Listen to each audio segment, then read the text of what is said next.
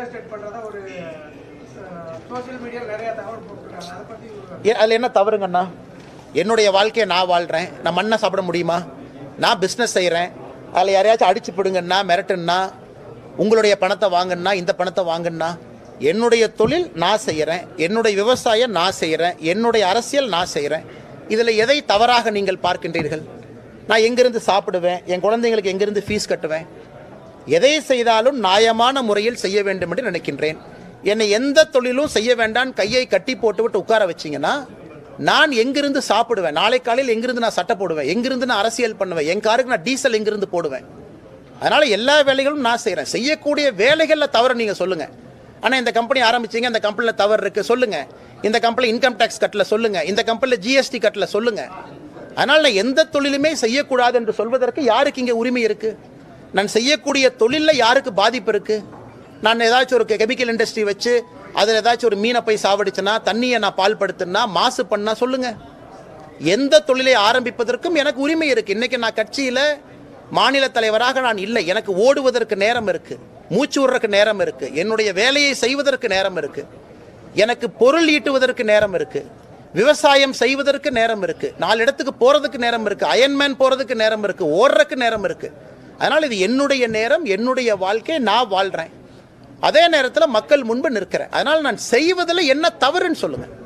இல்லைன்னா நீங்கள் செய்வதில் இதான் தவறுன்னு கை காட்டினா நான் பதில் சொல்கிறேன்.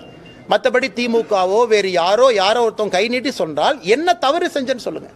அதனால் அப்படித்தான் நான் இருப்பேன். நியாயமான முறையில் நான் பொருள் ஈட்டணும். அதை வைத்து நியாயமான அரசியலை நான் செய்யணும்.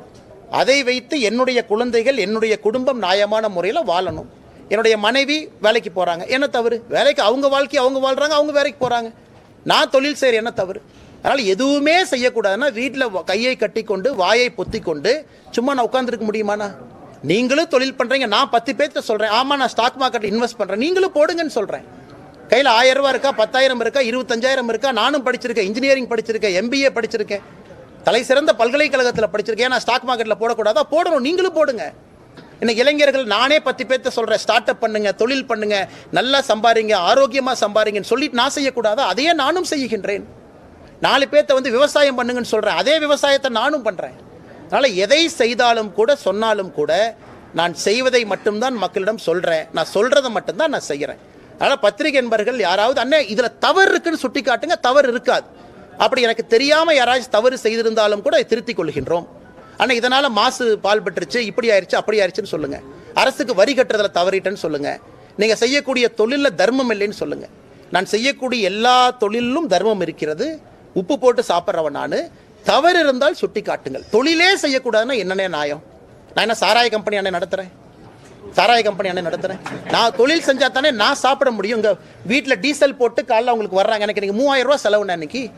இப்போ ஃப்ளைட்டை பிடிச்சி நான் கோவாக்கு போகணும். கோவா மாநிலத்தினுடைய SIR அதுக்கு நான் தான் பொறுப்பு. லக்ஷ்வதீப் மாநிலத்துக்கு நான் பொறுப்பு. கேரளா மாநிலத்துக்கு பொறுப்பு. லக்ஷ்வதீப்புக்கு போயிட்டு வந்தீங்கன்னா ஃப்ளைட் டிக்கெட் 60,000 ரூபா ஆகும். யார் எனக்கு கொடுப்பா? கட்சியிலேருந்து நான் வாங்க மாட்டேன். 1 ரூபா கூட கட்சியிலேருந்து வாங்கியது கிடையாது. இன்னைக்கு கோவாக்கு ஃப்ளைட் டிக்கெட் போட்டு போகிறேன். பணம் யார் கொடுப்பாங்கண்ணா? யார் கொடுப்பாங்க? ரோட்டில் உட்காந்து பிச்சை எடுக்க முடியுமா? கோயம்புத்தூருக்கு வெளியே கோகுலம் பார்க் ஹோட்டலுக்கு வெளியே அண்ணே நான் பாரதிய ஜனதா கட்சியில் இருக்கேன், நான் கோவா மாநிலத்துக்கு பொறுப்பாளர், ஒரு 10 ரூபா பிச்சை போடுங்கன்னு சொல்ல முடியுமா? நான் தொழில் செஞ்சு தான் ஆகணும். என் குடும்பத்தை நான் வாழ வச்சு தான் ஆகணும். குழந்தைங்களுக்கு ஃபீஸ் எங்கேருந்து கட்டுவேன்? நான் பாரதிய ஜனதா கட்சி தலைவராக இருக்கேன், 4 பேர் பணம் கொடுங்க அண்ணா. நீங்கள் புரிஞ்சுக்கண்ணா, இதெல்லாம் என்னுடைய அடிப்படை வேலை. கட்சியில் வேலை செய்தாலும் கூட இங்கே வந்திருக்கிற ஒருத்தருக்குமே விவசாயி அன்னைக்கு வந்திருக்கிறாங்க, மாதம் ஒரு நாளைக்கு 2000 ரூபாய் செலவாகும்ல. அதை போய் உங்கள் பாக்கெட்டில் பிடுங்கிறனா, தவறான நபர்கிட்ட கை நீட்டுறனா? ஏன் தொழில் செய்து நான் சம்பாதித்து என் வாழ்க்கையை வாழ வேண்டும் என்று நினைக்கின்றேன். பெருமையாக அதை வாழுவேன், பெருமையாக தொழில் செய்வேன், பெருமையாக அரசுக்கு வரி கட்டுவேன். அதைத்தான் ஒரு இளைஞனுக்கு சொல்கிறேன். இன்னைக்கு மகாத்மா காந்தி சொல்லியிருக்கிறாங்க, இன்னைக்கு உள்ள நான் பேசினேன், ஒர்க் வித் பிரின்சிபல். ஒரு மரியாதையோடு வேலை செய்யுங்க, அதில் பணம் சம்பாதிங்க, அதில் வாழுங்க. நான் சொல்வதை மட்டும்தான் செய்கின்றேன். நான் ஏற்கனவே சொல்லியிருக்கேன், இன்னும் பல தொழில்கள் ஆரம்பிக்கத்தான் போகிறேன். ஏன்னா எனக்கு இன்னைக்கு நேரம் இருக்குது, என்னால் பல விஷயத்தை செய்ய முடியும். அயன்மேனுக்கு பயிற்சி எடுத்து அயன்மேன் முடிக்கிறக்கும் எனக்கு தைரியம் இருக்குது, மன வலிமை இருக்குது, அதுவும் செய்வேன்.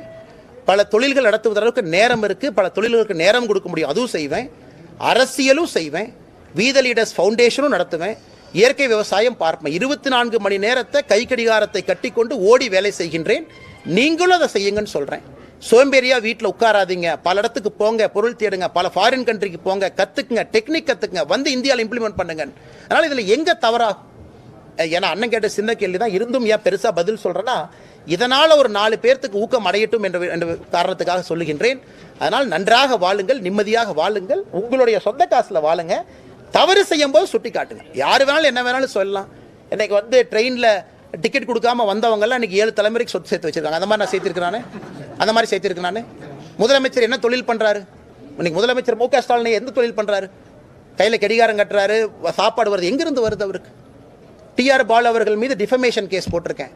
டிஆர் பாலு அவர்கள் கோர்ட்டுக்கு வரக்கூடிய கார் யார் பேரில் ரெஜிஸ்டர் ஆயிருக்குன்னா கிங்ஸ் கெமிக்கல் பேரில் ரெஜிஸ்டர் ஆயிருக்கு. அவரே கோர்ட்டில் போன கிராஸ் எக்ஸாமினேஷனில் சொல்கிறாரு, எனக்கும் சாராய ஆலைக்கும் தொடர்பே இல்லைன்னு. ஆனால் சைதாப்பேட்டையில் 2 முறை டிஆர் பாலு கோர்ட்டுக்கு வந்த அந்த கார் எந்த கம்பெனி பேரில் ரெஜிஸ்டர் ஆயிருக்குன்னா சாராய ஆலை பேரில் ரெஜிஸ்டர் ஆயிருக்கு. அதான் இந்த கிராஸ் எக்ஸாமினேஷனில் கேட்கலான்னு பார்த்தா எஸ்கேப் ஆகி ஓடிட்டார், வரல. அடுத்ததுக்கு அவர் வருவார். அதனால் என்னை பொறுத்தவரை அந்த மாதிரி நான் பண்ணுறேன்னா, அதனால் நண்பர்களுக்கு நான் சொல்லிக்கொள்வது என்னென்னா, உங்கள் வாழ்க்கையை நான் வாழ்கிறேன். என்னால் யாருக்காச்சும் உபத்திரம் இருக்கா நீங்கள் கை நீட்டி காட்டுங்க. அண்ணா உங்களால் ஒரு பறவைக்கு உபத்திரம், ஒரு மண்புழுவுக்கு உபத்திரம், மண்புழுவுக்கு கூட உபத்திரம் வரக்கூடாது என்பதற்காக இயற்கை விவசாயம் செய்யக்கூடிய மனிதன் நான். அப்போ என்னால் யாருக்கு உபத்திரம் வரும்? கை நீட்டி காட்டுங்க. நீங்க வந்து செலவுகள்லாம் வந்து நண்பர்கள் தான் பார்த்துக்கிறாங்கன்னு சொல்லியிருந்தீங்க. இப்போ முதலீடு செய்வதற்கான பணம் எங்க இருந்து? இல்லை, முதலீடு செய்வதற்கான பணம் அடிப்படை தேவையில்லையா? 5 லட்ச ரூபா முதலீடு பண்ணுறீங்க, அந்த பணம் உங்கள்கிட்ட இல்லையா? இந்த கம்பெனி என்ன 300 கோடி வச்சா முதலீடு பண்ணுறோம்? அது எல்லாமே ஆன்லைனில் இருக்குது. போய் ரெஜிஸ்டர் பண்ணி பாருங்கள், கம்பெனி ஆக்டில் போட்டு பாருங்கள். ஷேர் கேபிட்டல் எவ்வளோன்னு பாருங்கள். 1 லட்சம், 2 லட்சம், 3 லட்சம் ஷேர் கேபிட்டல் இருக்கும். அந்த கேபிட்டல் நீங்கள் போட மாட்டீங்களா? அந்தளவு கூட எனக்கு தகுதி இல்லையா? அந்தளவு கூட எனக்கு திறமை இல்லையாங்கன்னா ஒரு 5 லட்ச ரூபா ஷேர் கேபிட்டல் என்னால் போட முடியாதா? என் மனைவி வேலை செய்கிறாங்க, நான் விவசாயம் பண்ணுறேன், நான் 10 ஆண்டு காலம் காவல்துறையில் பணி செஞ்சு நான் சேமிப்பு வச்சுருக்கிறேன், என் குடும்பத்தில் இருக்கிறாங்க. இன்றைக்கி எங்கள் அப்பா அம்மா விவசாயம் பார்க்குறாங்க, இன்றைக்கி ஆடு குட்டி விற்கிறோம், என்னுடைய ரிலேட்டிவ்ஸ் இருக்கிறாங்க, எத்தனையோ பேர் பார்க்குறாங்க. அதனால் என்னால் ஒரு 1 லட்ச ரூபா 2 லட்ச ரூபா கூட என்னால் இல்லையானா ரோட்டில் இருந்து பிச்சை நான் எடுத்துகிட்டு இருக்கேன். என்னால் ஒரு 3 லட்ச ரூபா 4 லட்ச ரூபா ஷேர் கேபிட்டல். நீங்கள் கம்பெனி பற்றி கேட்குறவங்க கம்பெனியுடைய ஷேர் கேபிட்டலில் பாருங்கள். கம்பெனியில் முதலீடு எவ்வளோ போட்டிருக்குன்னு பாருங்கள். முதலீடு எவ்வளோ இருக்கும் அந்த கம்பெனியில்? ஷேர் கேபிட்டல் 1.5 லட்ச ரூபா ஷேர் கேபிட்டல். 1.5 லட்ச ரூபா ஷேர் கேபிட்டல் போட்டு ஒரு நிறுவனத்தை ஆரம்பிக்க முடியாதா? அல்லது 5 லட்ச ரூபா போட்டு ஆரம்பிக்க முடியாதா? அல்லது 10 லட்சம் போட்டு ஆரம்பிக்க முடியாதா? அல்லது லோன் வாங்க முடியாதா? அதனால் கேள்விகள் என்ன, இது யாரும் 10,000 கோடி 20,000 கோடி கம்பெனி நடத்தலை. அது நடத்தினா நான் சந்தோஷப்படுவேன். இன்னும் 20-30 ஆண்டுகள் கழித்து அந்த அளவுக்கு வளர்ந்தால் நான் சந்தோஷப்படுவேன். அரசுக்கு நாங்கள் வரி கட்டி இருக்கணும், எங்களால் ஒரு 50,000 பேத்துக்கு வேலை கொடுத்துருக்கணும். சந்தோஷம் தான். அது நடந்தால் நடக்கட்டும், ஆண்டவன் நம்புவோம். அதனால் எதுவுமே செய்ய முடியாதுன்னா எப்படிங்கண்ணா? அடுத்து பீகார் எலெக்ஷன் ரிசல்ட் நாளைக்கு வருது.